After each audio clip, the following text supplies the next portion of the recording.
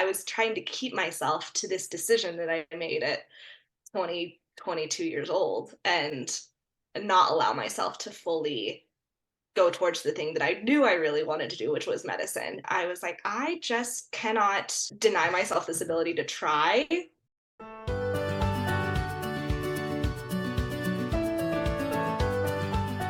I'm excited to share your story and show them it's possible. People do this and you can do it too. So, Exactly. Yes, totally. I'm so excited. And thank you for having me on. I'm stoked. okay, let's jump in and just give us your little intro. Tell me about yourself, Okay. who you are.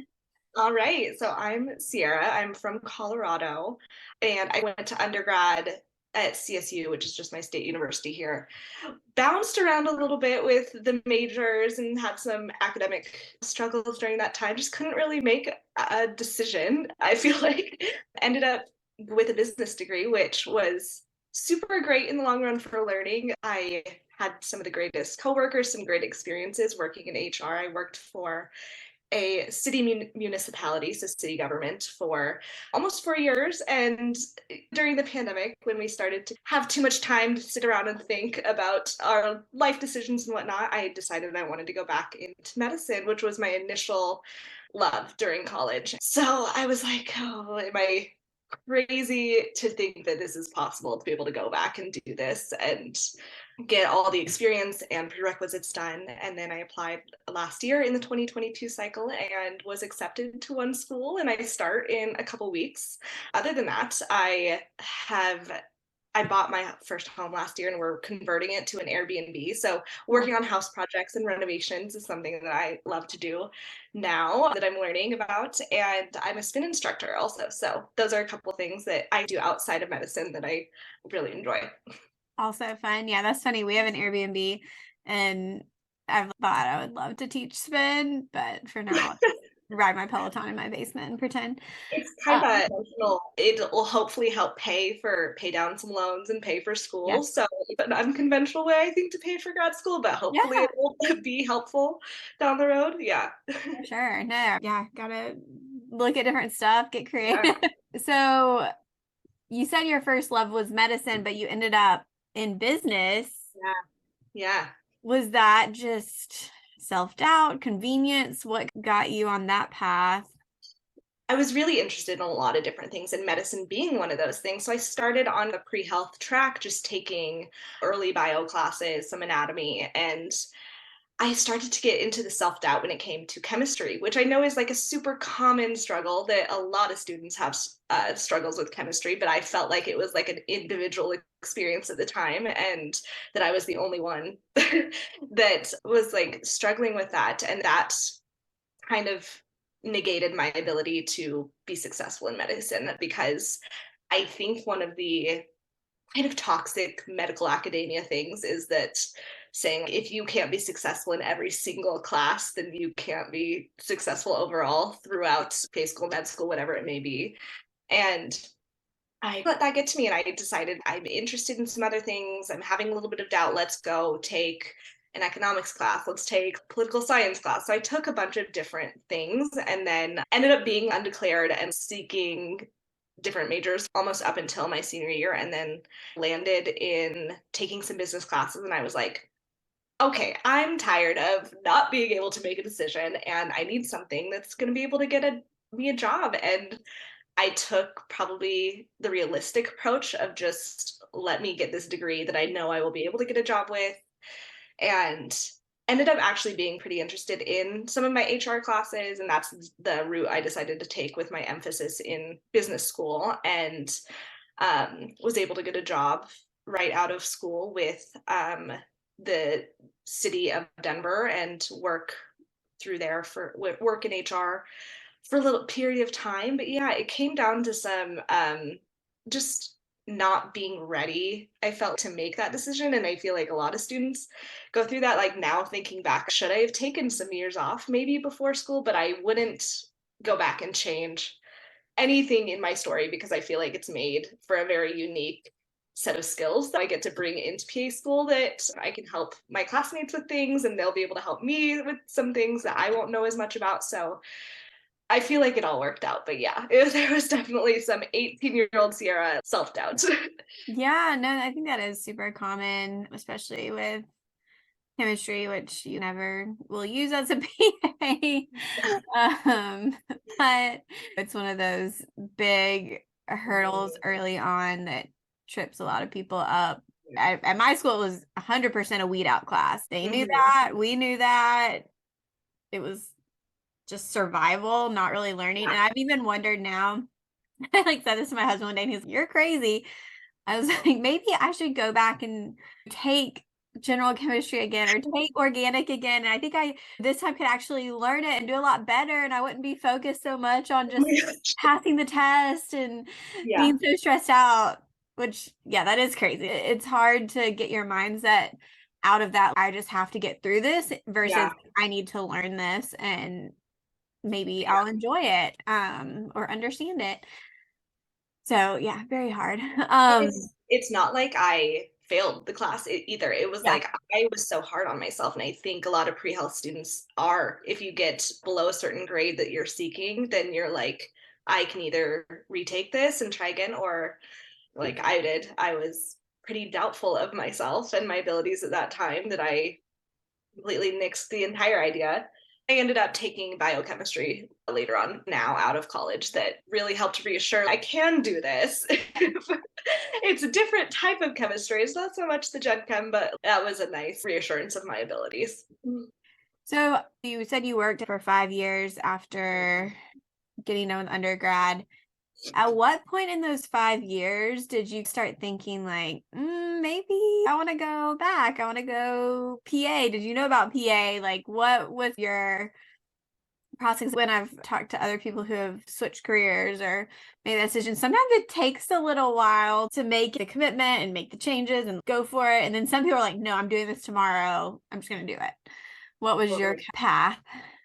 I heard about PA early on in college and really loved the idea of it, and even started gearing my classes towards that. And then, of course, went a different direction. But when I got out of school, I felt like there was always this thing in the back of my mind that I wanted to go back to grad school. That would be like my redeeming, like, I'm going to get this degree that I know I can get a job with, I can get settled, know myself a little bit more, and then um, think about going back to grad school. And again, I then started to think about, okay, I love science. I know that I love science. And I was trying to compromise with my career I had already chosen.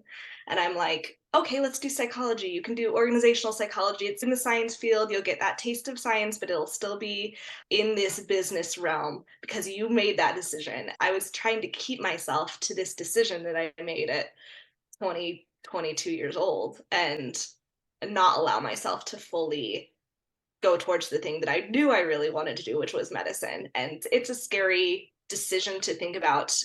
They always say go back earlier on in your life because it's going to be quote unquote easier because you're already in that school mode. And as you get out, there's this sunk cost effect that, like, oh, I've already put so much time and effort into this career and it's too late for me. All the lies we tell ourselves. And Yeah. I believed some of those for a little bit. And then I was like, I just cannot deny myself this ability to try.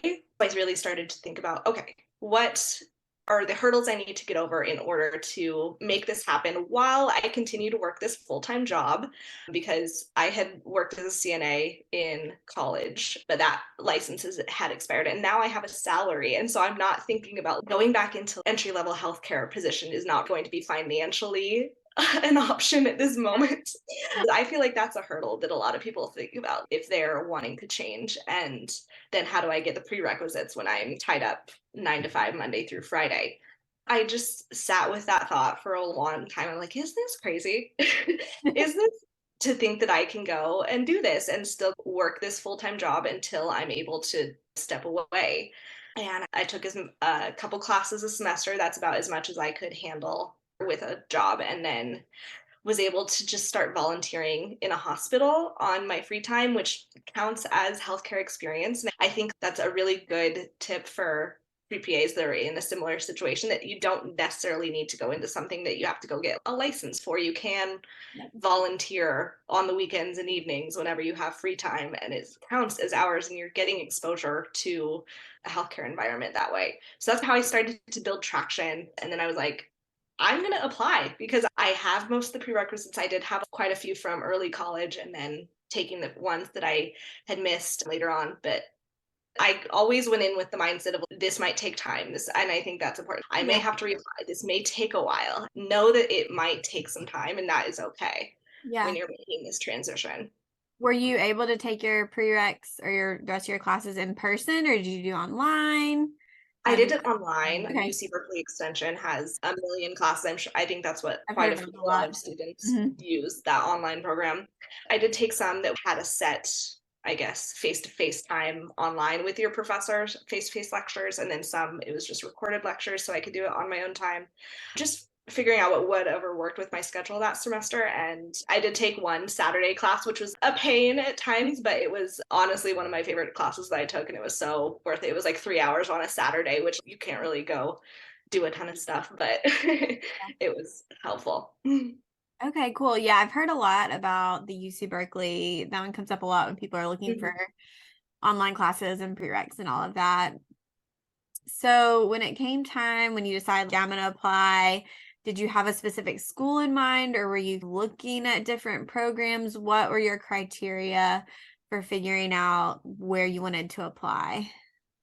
I started with thinking about what was my limiting factor in my Okay. application. I started with thinking about, okay, I have, at the time I applied, about 500 hours. That was my goal that I wanted to reach. I wanted to be able to apply to schools with that. But people could do the same thing if you want to reach 250 hours, 100 hours. There are Yeah. schools that have those numbers of hours. So I knew that was my limiting factor in my application. So I would go through on a school finder and research the different program criteria of, okay, what can I match my prerequisites to with like schools that have this hour requirement. And I built this list, was actually able to apply to three of the four in my home state, which was Okay. great. But applied as broadly as I could. I was trying to be really open to the idea of, if I get into school here, that's fine. I really wanted to cast a wide net. So I applied to 10 overall, which ended up making for a lot of supplementals to do. But Yeah. I cast as wide of a net as I could with the limitations on my application. I felt like 10 was a good number. I felt good with that. Hopeful that I would get at least 1 to 2 interview invites. I ended up getting one, and yeah. Okay. So you got one interview invite and one acceptance. One interview invite, I was waitlisted, and then my acceptance came shortly after the new year. So I still had plenty of time to get ready, which was super nice because I've heard the horror stories of people finding out 2 weeks before. Yeah. It I, happens. it does happen. Yes. Every year. Okay, cool. In your application process, was there anything that you found helpful, or looking back, especially as somebody who was in a career changing, having to do all this stuff, is there anything you wish you did differently? In the sense of the timeline that I had, having one career and now going into another, there's probably a moment like, oh, I should have just stuck it out. I should have retaken chemistry, woulda, coulda, shoulda, that sort of thing. But then I got to a point like, there is really so much value in the experiences that everybody brings to PA school, no matter what background you come from. And I really started to get a little bit more confident about the fact that I was bringing in a unique background that maybe a lot of people in my class will not have, and then I can help them and vice versa. Going back, I put so much effort into personal statement, making sure everything was ready to go for that April 28th or whatever it was, started inputting everything in CASPA. And I think I would have liked to have spent more time focusing on these supplementals. I don't think I went in knowing just how much time that process would take for me. Yeah. And and of course you can't really know those until you're in the CASPA and able to see under your programs. But make sure that you do take a good amount of time to devote to those, because I had a goal of an early June submittal, and I was getting ready to go on vacation. It was my birthday. I just had it in my mind like, I'm That's going your to get day. this done. But then Yeah. I'm sitting there before we're about to leave, like still typing away at the supplemental, trying to get these done. And so There's probably a couple in there I could have like edited so much better, but at that Yeah, point I was like, nope, just getting this out the door. Like mentally I've checked out, so let's get this done. they can be very extensive. Yeah. Which people, I that is when people are like, I'm gonna apply to 25 programs. I'm Yeah. like, okay, when they each require 5 one-page essays, how are Yeah. we gonna go? It can be a little bit Yes. much. When you did your work know that you were pursuing this, or is that something you I didn't didn't broach at the time? Yeah, I didn't let on for a little while. I felt like I was living a little bit of a Hannah Montana life where I go to my HR job and then I come home and study for my Yeah. biochemistry class. So I did that for a while until I was really down the road of, okay, I'm really doing this and I'm having conversations with my boss about what are our goals for the next year? What is your career ambitions in HR? And I'm like, actually, this is what I'm going to be doing. And I'm super lucky that they were all very supportive of just wanting me to be happy. And I Yeah. just asked for better coworkers, better bosses who were really open to that with me. And I worked through a transition with them, helping get somebody on board for my role and was able to be a part of that as well. So it was for me a very seamless transition. But yeah, I did not let on for a little while of what I was doing. The Where you questions that would come in would be like, what? Why are you taking biochemistry? yeah, just for Yeah. fun. It's a new hobby. Fun. I've had a few people on who are like teachers and things, and they were like, yeah, we just waited a little bit. Yeah. Now that you got accepted off the wait list, have had some time to prepare, have you still been working? What have you been doing to get ready for PA school, if anything? Yeah, for a couple months I still worked. They were transitioning back to the office, and it was clear I was not joining them in that. Yeah. I worked for a family friend's business, just doing office stuff for them, helping out for a couple months. That was after finding out I had been accepted. So I was like, yeah, let me just help you. I could make binders and send the emails. I did that for a little bit and then was able to take this last month off completely. And I'm getting my house set up to be an Airbnb. So really that has been a big distraction in as far Yeah. as not getting nerves about school. I feel like I've been focused on doing that stuff.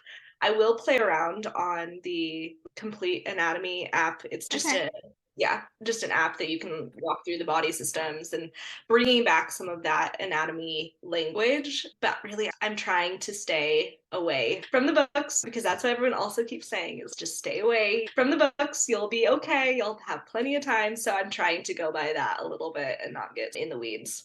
Yeah. Yeah, it's just hard to prepare. The only thing I've told people is yeah, reviewing anatomy just to you said get your brain back in that mode because most programs do start with anatomy and then asking the class ahead of you, hey, is there anything you wish that you did? Like our class, you had to take a med term quiz Okay. and it wasn't super hard, but if you passed, you could take the grade that you got on the test as your med term grade. If you didn't pass, you had to actually take the class. That was a nice incentive to review that a little bit just to make sure that I wouldn't have that extra class in the summer so then I could focus on my other classes Yeah. Oh, no. and just have less to do. So that was the one thing that they told our class was like, hey, make sure you really try to pass that test because it'll make your life easier. So it was nice to have that guidance a little bit beforehand. Yeah, I guess yeah, I took med term last fall and then I have been doing I had been doing a little bit of scribing. I've stopped that Okay. now.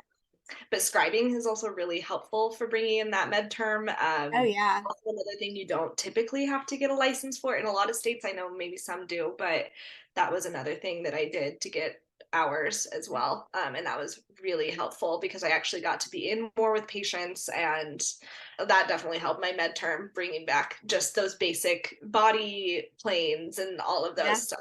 Mhm. Definitely helps. I think scribing has been very underrated until Oh yeah, more recently because so many schools at the beginning were like, we're not accepting scribing. It's not good experience, but it's such good experience. so Like good. it, yeah, I was a CNA before PA school, and you said you had done some CNA stuff in college too. And as a CNA, I guess I might have written a progress note occasionally, but I wasn't writing like a Yeah. full note the way that you are when you're scribing. And that's what you have to do as a PA. You have to Yeah. be able to document really well. So having that skill before PA school, I think is so valuable. I'm super glad that I did that. I feel a bit more confident now having that experience as opposed to volunteering when I was in an ER. Like the volunteering is awesome, but it was like I'm grabbing blankets, I'm grabbing water for Yeah. the patients. I'm not necessarily in understanding what's going on with them every time and writing notes. And but that was my in to be able to get into scribing. So I'm very thankful for all of that experience. Volunteering, not have the pressure to be involved in a way. Like you Yeah. get to just observe what's going on, which is great. You also get to work with the cleaning staff and understand the other roles in the hospital. And I think that's very important as well, just seeing how everybody plays a part in patient care, truly. Yeah, no, I agree for sure. Where do you see yourself ending up? Is there a certain area that you feel more strongly about, or just gonna see how it goes? I'm trying to go in super open minded. There's a part of me that I think back to my anatomy days and I loved the heart, but I've heard that it's one of those things that in PA school you either learn to love that module or you hate it. That's One of probably those. right. And Yeah. there's a part of me that's quite interested in surgery and just seeing if I like that more tactical side of things, but also think about work life balance. And maybe it's just like now being a little bit older, I've had experience to work like a 9 to 5, and I do enjoy that schedule. So, thinking about work life balance, I'm like, what kind of schedule do I want? What kind of specialties might offer more of that consistent schedule as opposed to something maybe ER that might not Yeah. have. So, Yeah. think all over the place. And that's the beauty of rotations is because you get to see all of that, figure out what you like, what you don't like, and about the specialty, about the patients, all of that. And it's so helpful. So I have full faith you'll figure it out. Yes. Thank you so much for sharing your experience. And I know this will be super helpful to others who are maybe trying to like jump off the ledge but aren't quite there yet. Mhm. They can see that others have done it and Yes. survived. So it's It is super possible, yes. absolutely.